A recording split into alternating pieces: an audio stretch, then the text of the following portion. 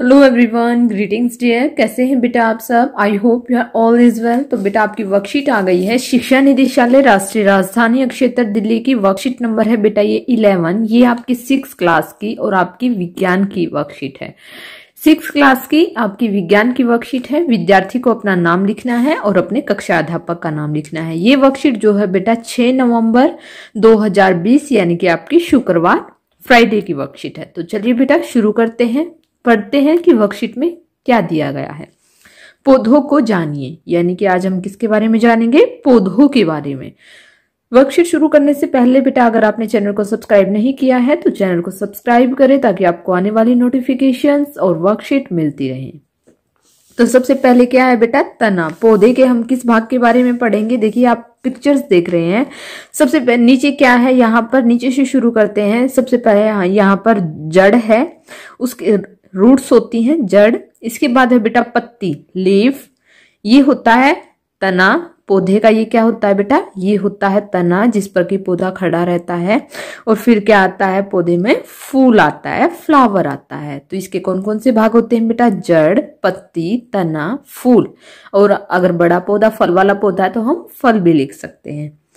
तो चलिए पढ़ते हैं तने के बारे में। तना पौधे का वह भाग है। तना कौन सा है बेटा? देखिए ये वाला होता है तना, ये वाला होता है तना। तो हम इसके बारे में पढ़ेंगे कि तना पौधे का वह भाग होता है जो जमीन के ऊपर रहता है। यानी कि देखिए जड़ से ऊपर, जमीन के ऊपर ही तो रहता है। यहाँ से यह हरे रंग का होता है। ज्यादातर पौधों में यह ऊर्ध्वाधर, ऊपर की ओर रहता है और इसमें शाखाएं, पत्तियां, फूल एवं कलियां होती हैं। देखिए शाखाएं होती हैं, इसमें बहुत सारी पत्तियां होती हैं, फूल होते हैं और क्या होती हैं? कलियां होती हैं। तने में वह स्थान जहां से पत्तियां निकलती हैं उसे पूर्व संधि कहा जाता है। कि कहां से बेटा? तने में वह स्थान जहां से पत्तियां निकलती हैं, जहां से पत्तियां निकलती हैं उसको क्या कहा जाता है? उसको पर्व संधि कहा जाता है। क्या कहा जाता है? पर्व संधि कहा जाता है। और इन दोनों पर्व संधियों के बीच के भाग को पर्व कहते हैं। इन दोनों के बीच का भाग क्या होता है बेटा? पर्व होता है।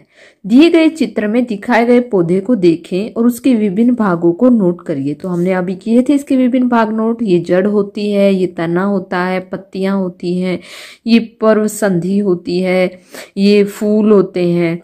तो इसके भागों को नोट करिए। यदि आपके घर में गमले में कोई पौधा लगा हुआ है तो उसके तने की पहचान करने का प्रयास कीजिए। देखिए बेटा अगर आपके घर में कोई भी पौधा लगा हुआ है तो उसके जो है तने की पहचान करने की कोशिश कीजिए कि इसका तना कैसा है, पतला है, मोटा है, कठोर है, सॉफ्ट है, कैसा इसका तना है। तो यहाँ पर आगे है बेटा तना जो है क्या क्या कार्य करता है। कि तना क्या कार्य करता है? तने के कार्य हैं कि ये जो तना होता है इसके क्या क्या कार्य होते हैं। तो सबसे पहले एक तो क्या होता है? पौधे को सीधा खड़ा रखने में सहायक होता है। ये पौधे को खड़ा रखता है ना, तना ही तो खड़ा रखता है।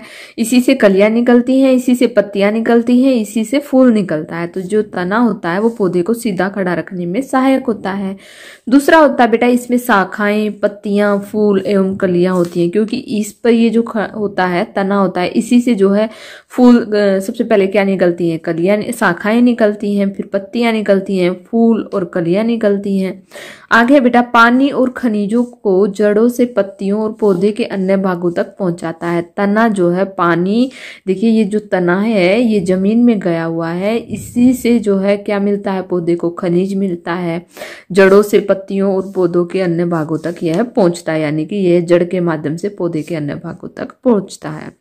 पौधे भोजन को पत्तियों से पौधे के विभिन्न भागों में पहुंचाता है। यानी कि जो इनका भोजन होता है पत्तियों से ही पौधे के, यानी कि तने में से क्या निकलती हैं? पत्तियां निकलती हैं। तो इसी से वो क्या करता है बेटा? पौधे के विभिन्न भागों तक जो है भोजन को पहुंचाता है। और कुछ पौधे के तने पौधे के लिए भोजन बनाते हैं। यानी कि ये तने जो है कुछ पौधों के, वो पौधों के लिए भोजन भी बनाते हैं। जैसे जो नागफनी यानी कि जो कैक्टस का पौधा होता है वो जो है उसका तना ही पौधे के लिए भोजन बनाता है।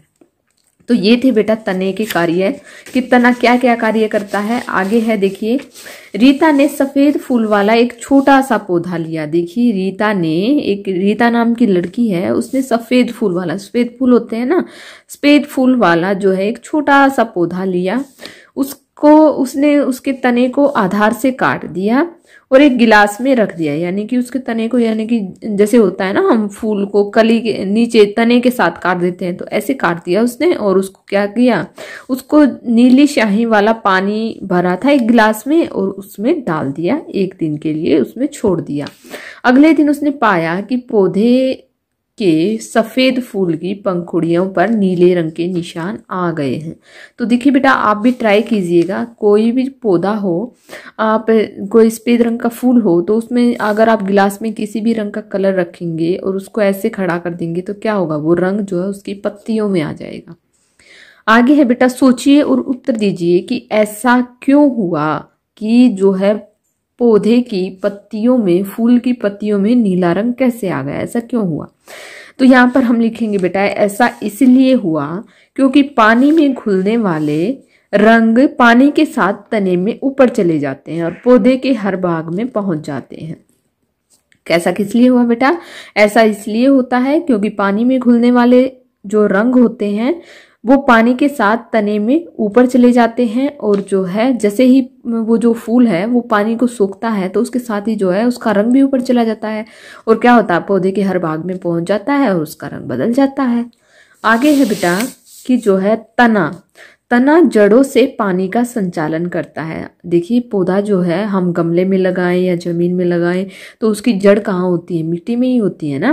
तो वहां से क्या करता है, हम उसमें गमले में पानी डालते हैं, मिट्टी में ही तो पानी डालते हैं, उसमें क्या होता है, वो जो है जड़ों से ही पानी का संचालन करता है। पानी में घुलने वाले खनिज पानी के साथ तने में ऊपर चले जाते हैं। यानी कि पानी में घुलने वाले जो खनिज होते हैं वो पानी के साथ ही तने में ऊपर चले जाते हैं और तने में क्या होती है, संकरी नलिकाएं होती हैं। क्या होती हैं बेटा, संकरी नलिकाएं होती हैं जिनके माध्यम से पानी और उसमें घुले लवण जड़ों से पत्तियों एवं अन्य भागों तक पहुंच जाते हैं। देखिए बेटा फिर से पढ़ते हैं हम, जो तना होता है, तना जड़ों से पानी का संचालन करता है।